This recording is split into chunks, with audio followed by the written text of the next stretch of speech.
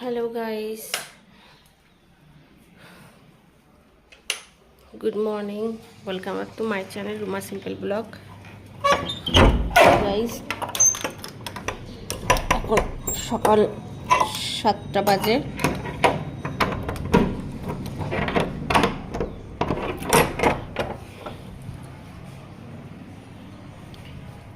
তো কি বলবো, সকালবেলা উঠলাম, উঠে ট্রাই করছি যে দেখি তো জল আছে নাকি।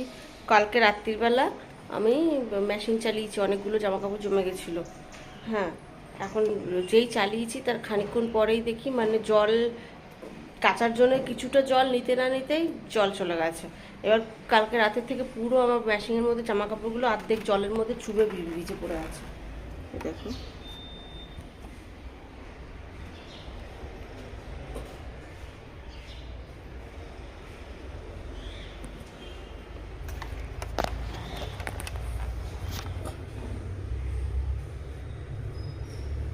দেখতে পাচ্ছ কেমনটা লাগে, মাথাটা গরম হয় না, কলে নেই জল।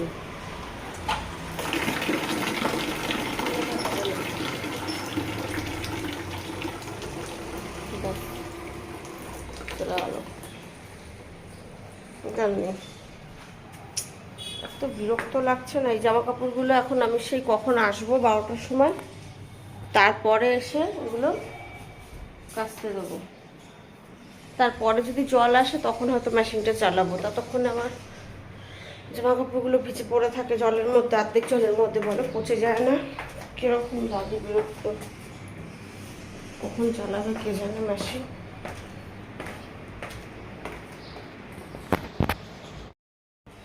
তাই ভাবলাম তোমাদেরকে একটু দেখিয়ে দিই। এর আগেও একদিন এরকম হয়েছিল না, এটা মিথ্যে নয়, সত্যি। অনারের ঘর, এখানে কলের সুইচ আছে কিন্তু এটা আমি অন করবো না। আমি এখন যদি অন করি আমি তো বেরিয়ে যাচ্ছি, মেশিনটা চালাবে তো। এই যে মোটর রাখা আছে, এই ট্যাঙ্কিতে পুরো লোড আছে জল, তাও সোনারা জল ছাড়ে না।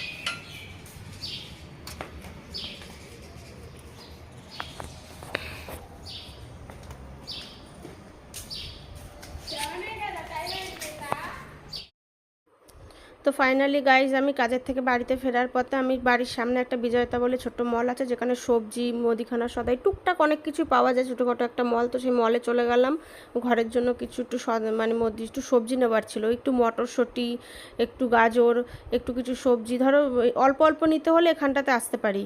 আর এমনি তো মার্কেটে যাওয়া বৃহস্পতিবার হলে যাই। তো নিয়ে বাড়িতে এসেই দেখছি যে কলে জল আছে। তো আমার গায়ের জামাটাও ছেড়ে দিয়ে দিলাম। এখন আমি ফটাফট মেশিনটা চালিয়ে দিই। বাপরে বাপ, এই এখন যদি জলটা চলে যায় তাহলেই ব্যাস, আর যে কখন জল আসবে তার কোনো ঠিক নেই। দেখি চালু হচ্ছে নাকি। চালু হয়ে গেছে জল আসা। তো মেশিনটা বাবা, জামা কাপড়গুলো নাহলে আমার পচে যাবে, অর্ধেক জলের মধ্যে চুবে ছিল। তো হ্যালো গাইস, ওয়েলকাম ব্যাক। আমি চলে এসেছি, এখন বাজে 11:30। ওই যে মলে গেলাম, সামনের মলটাতে।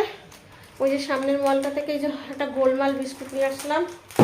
লাইট জ্বালাই, ঘর তো অন্ধকার। জল পেপাসা পেয়েছে, জল খেতে হবে। আর একটা গাজর 3 টাকা না 4 টাকা পড়েছে, এটা 4 টাকা 4 টাকা। আর গেছিলাম একটু মেন হচ্ছে মটর আনতে। এই যে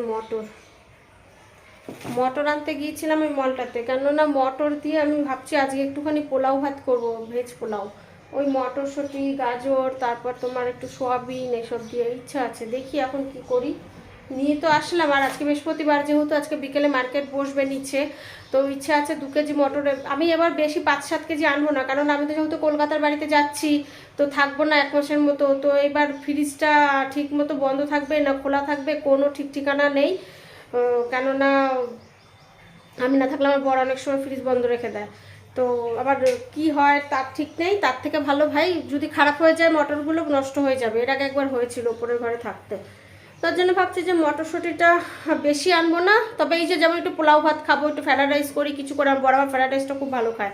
তো এইসবের জন্য একটু মটর লাগে। এই কদিন পরেই মটনের সিজনটা চলে যাবে, তখন তো সেই কি ফস কিসের জন্য মটর বলে না, যেগুলো ওই যে মলে পাওয়া যায় সবুজ প্যাকেটের মধ্যে ভরা থাকে, হ্যাঁ, তো ফরজনের মটর না কি বলে, তো সেগুলো তো ভাল লাগে না, আর দামও অনেক বেশি। তো জন্য ভাবছি একটু মটর ছাড়িয়ে রেখে দেবো, তবে বেশি আনবো না, 1-2 কেজি আনবো। চা খাই আর জল খাই সবার প্রথমে, ঠিক আছে, তারপর কথা বলছি। তো গাইজ আমি চা বসিয়ে দিয়েছি, চা অলমোস্ট হয়ে এসেছে। এই দেখো, কালকে আমি পনিরের পকোড়া করেছিলাম, তোমাদেরকে ওটা আমি ভিডিও শেয়ার করা হয়নি। তো সেই পনির পকোড়া দুপুরে লাঞ্চে করেছিলাম। সেই পনির পকোড়া করার সময় যে বেসন গুলিয়েছিলাম, সেই বেসন গোলানো কিছুটা ছিল, তো সেইটা দিয়ে এখন একটা চিল্লা বানিয়ে নিচ্ছি, বেসনের চিল্লা। এই যে বাটিটাতে ছিল, এটা ধুতে দিয়ে দিলাম, ভিজিয়ে রাখলাম। এখন এই চা আর বেসনের চিলাটা দিয়ে আগে খেয়ে নিই, খুব জোরে খিদে পেয়েছে, তারপর বাকি রান্না বান্না সব কিছু পরের কথা পরে ভাববো। কালকে ডিমের তরকারিও আছে, হ্যাঁ, তারপরে ভাতও কিছুটা আছে। এবার ভাবছি কি করি, মানে ওই যে ফ্রাইড রাইসটা যে বানাবো, মানে ফ্রাইড রাইস না, এটা ভেজিটেবিল পোলাও, কত খাবার অলরেডি রয়েছে। দেখি, চলো চাটা নামিয়ে এটা খেয়ে নিই, তারপর আসছি। কে আমার মতো এরকম আমার মতো এরকম বেসন দিয়ে বেসনের চিলা বানিয়ে খাও, আমাকে বলো গাইস কমেন্টে। আর এটা সত্যি খেতে কিন্তু হেভি টেস্টি লাগে, জানো তো। এখানে ধনেপাতা, একটুখানি কাঁচা লঙ্কা কুচি, নুন, হলুদ, ব্যাস, আর কিচ্ছু না। হেভি আমি টেস্টি। এই দেখো গাইস, ফাইনালি আমার জামা কাপড় মেলতে দেওয়া হয়ে গেছে, কাঁচা কমপ্লিট। জল শেষ হয়ে গেছিলো, আমি আবার নিচে গিয়ে অন করে আসলাম, তবে ট্যাঙ্কিতে বেশি জল নেই, সেই কালকে রাতের থেকেই। আর ফাইনালি এখন দুপুর 1:30টার সময় আমার কাঁচা কমপ্লিট হলো। কি অবস্থা, জল নেই। তো গাইজ আমি শুতে চলে এসেছি, এখন কিন্তু দুপুর 2টো বাজে। আমার মনে হচ্ছে না আমার বর আর এখন আসবে দুপুরে লাঞ্চ করতে, আর যদি আসে তখন আমি ওই ফ্রাইড রাইসটা বানাবো, পোলাওটা তখন বানিয়ে দেবো, গরম গরম খেয়ে নেবে। আর ও যদি না আসে তো কালকে আমার ডিমের তরকারি ভাত আছে, সেটাই আমি খেয়ে নেবো। আমার এত জোরে ঘুম পাচ্ছে যে আমি ওই জন্য রান্নাবান্না না করেই জামা কাপড়টা মেলেই শুয়ে পড়েছি। বিকেলবেলা ঘুম থেকে উঠে সব কাজ সারবো, বিকালবেলা ঘুম থেকে উঠে কাজ সারবো। আর হচ্ছে তোমার একটু দেখি নিচে, আগে বৃহস্পতিবারে মার্কেটে বসবে, তো ওখানে একটু মটরশুঁটি আনার আছে, বিকেলে যাব। তো শুতে চলে আসলাম, শুয়ে নি। হ্যাঁ গাইস, কালকে ভিডিওটা শেষ করিনি, ঘুম থেকে উঠতে উঠতে অনেক বেলা হয়ে গেছিল। আজকে হচ্ছে নেক্সট ডে, কালকে ভিডিও শেষ করা হয়েছিল না। আজকে শুক্রবার, এখন আমি রান্না করতে চলে এসেছি। এই যে কালকে সেই যে ভাবছিলাম যে রাইস বানাবো, সেইটা দেখবে একটা জিনিস, কত ধনেপাতা নিয়ে এসেছি। দেখো আমি ধনেপাতাগুলো এইভাবে, ছোট্ট একটা টিপস দিই তোমাদেরকে, ঠিক আছে, তোমরা যখনই ধনেপাতা আনবে এইভাবে রেখে দেবে ধনেপাতা জলের মধ্যে, দেবে কত টাটকা থাকবে, মনে হয় যেন এখনো গাছেই আছে। কিন্তু গোড়া কাটবে না, গোড়া শুদ্ধ রেখে দেবে, দেখেছো। তো আজকে রান্না হবে খিচুড়ি আর ধনেপাতার বড়া, নিরামিষ। এই দেখো বাসন ধুয়ে ভুর করে রেখেছি। স্টিলের বাসনের একটা গুণ আছে বলো, একটু ভালো করে ধুলেই চকচক করে, মানে পুরো একদম নতুন বাসন। তো চলো গাইস, আমি এখন রান্না করতে শুরু করে দিই, সঙ্গে থাকো। আর তো বাইরে প্রচুর রোদ, যেমন রোদ তেমন গরম পড়েছে।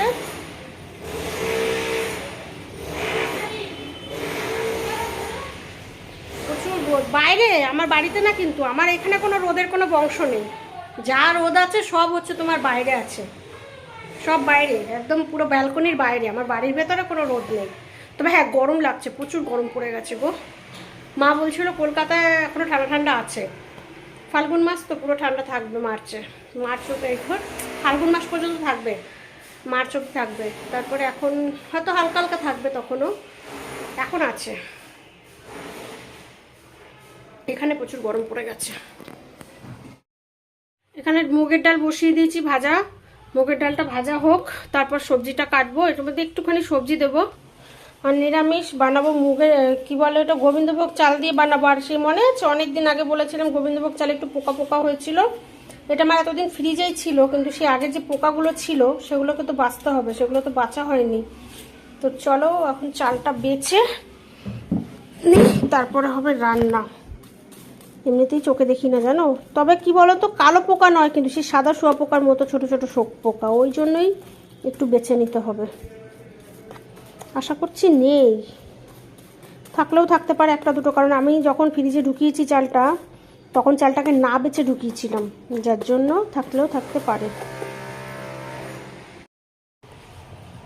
চালটা বাঁচতে বাঁচতে না চোখে কিছু দেখতে পাচ্ছি না পরিষ্কার। চশমাটা পরে নি।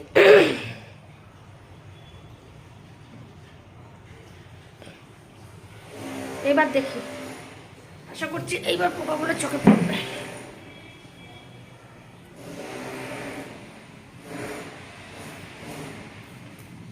আমার দূরের পাওয়ার প্রবলেম হয় না, দূরের জিনিস ভালো করে দেখতে পাই। যে যত কাছের জিনিস আছে না, ছোট ছোট কাছের জিনিস, কাছের লেখা, সেগুলো আমি কিছু দেখতে পাই না। আমার কাছের পাওয়ার, দূরের জিনিস দেখতে পাই, কাছের জিনিস দেখতে পাই না।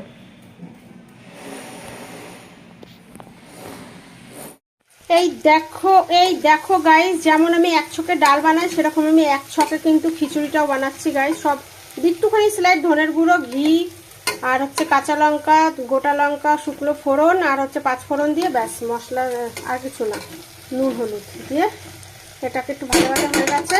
সবজিটা আর চাল ডালটা ভাজা ভাজা হয়ে গেছে, এবার দিয়ে দেবো জল, ব্যাস হয়ে যাবে খিচুড়ি। তো গাইস ফাইনালি আমার ধনেপাতা, এই যে এখান থেকে কিছুটা অর্ধেকটা ধনেপাতা নিয়ে কেটে সুন্দর করে অনেকক্ষণ ধরে এটাকে ধুয়ে আমাকে পরিষ্কার করতে হলো, পরিষ্কার করে ধুয়ে নিয়েছি। তো ধনেপাতাতে দিয়েছি আমি হচ্ছে নুন, হলুদ, আর আমার বর তো ঝাল খায় না, লঙ্কা মুখে পড়বে ওই জন্য একটা গোটা লঙ্কা দিয়েছি, যেটা আমি খাবো, মানে একটু একটু বেশ একটু একটু কামড়ে কামড়ে খাবো, ভাজার পরে ভালো লাগে। ঠিক আছে, আর দিয়ে দেবো হচ্ছে বেসন এর মধ্যে, এই যে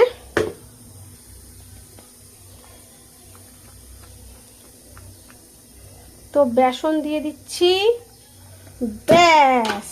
এইবার ধনেপাতা, বেসন, নুন, হলুদটাকে সুন্দর করে মেখে সস্তার ধনেপাতার পকোড়া ফাইনালি আমার রেডি হয়ে যাবে। কিন্তু আমি এখন শুধু এটাকে রেডি করে রাখবো, এখন আমি পকোড়াগুলো কিন্তু ভাজবো না, তার কারণ হচ্ছে খিচুড়িটা তো হয়ে গেছে, এখন ঠান্ডা হবে কুকার।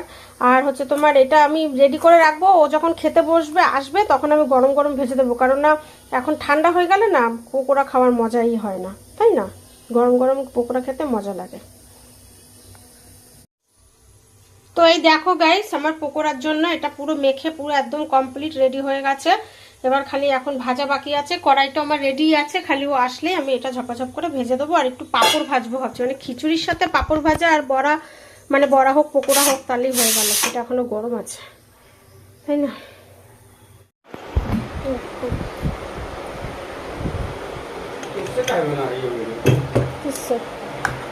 ও তো গাইস ফাইনালি আমার সুন্দরী আমি টেস্টি খিচুড়ি আর হচ্ছে ধনেপাতার বড়া রেডি হয়ে গেছে। এখন আমার বরকে খেতে দেবো। ভালো লাগলো নাকি বলো গাইস? আজকে শুক্রবার যেহেতু গাইস, তো আমার চান করে পুজো দেওয়া হয়ে গেছে। তো চলো তোমাদেরকে আমার মা লক্ষ্মীকে একটু দেখিয়ে দিই। এই দেখো আমার মা লক্ষ্মী, দেখতে পাচ্ছ? চলো ব্যাক ক্যামেরা করি। তো গাইস ফাইনালি আমার মা লক্ষ্মীর পুজো দেওয়া হয়ে গেছে। এই দেখো আমার মা বৈভব লক্ষ্মী, আমার মা ধন লক্ষ্মী, আমার মা লক্ষ্মী। তোমাদের সবাইকে কেমন লাগে আমার মা লক্ষ্মীকে তোমরা আমাকে কমেন্টে বলো গাইস। জয় মা লক্ষ্মী, জয় মা বৈভব লক্ষ্মী, জয় বিষ্ণু, জয় মা লক্ষ্মী। তোমাদের সাথে আমি কি কথা বলবো, সাইডের থেকে এত আওয়াজ আসছে কিছুই বলা যাচ্ছে না। এই ভিডিওটা জানো আমি কালকে রাতের থেকে আমি না করো 4 বার ভিডিওটা এডিট করে ডাউনলোড করেছি, কিন্তু একবারও আমি পোস্ট করতে পারছি না। আমি জানি না কেন, কি প্রবলেম হচ্ছে। এখন আবার আর একটা ফোন দিয়ে এডিট করছি, এখন দেখি যদি এইটাও যদি পোস্ট করতে পারলাম তো ভালো, নইলে আমি জানি না আদৌ এই ভিডিওটা তোমাদের কাছে পৌঁছতে পারবে কি না।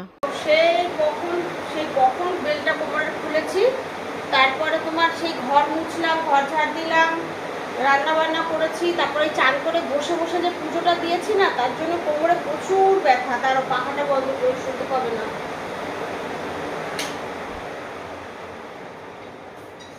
তো এত কোমরে ব্যথা করছে না, ধারণার বাইরে, আমি আর পাচ্ছি না।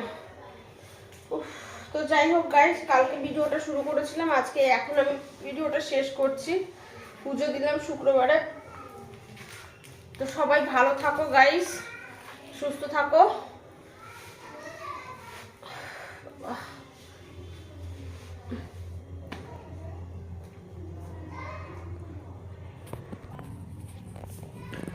তো আমার ভিডিওগুলো ভালো লাগলে লাইক কমেন্ট শেয়ার সাবস্ক্রাইব করো গাইস। আর ইউটিউব চ্যানেলটা রুমা সিম্পল ব্লগস সাবস্ক্রাইব করে দিও। আর রুমা গুহ নামে ফেসবুক পেজটা ফলো করে দিও গাইস প্লিজ। তো চলো আজকের মতো এখানেই রাখছি, কালকে আসবো আবার একটা নতুন ভিডিও নিয়ে। সবাই ভালো থেকো, সুস্থ থেকো, love you all, tata, good night.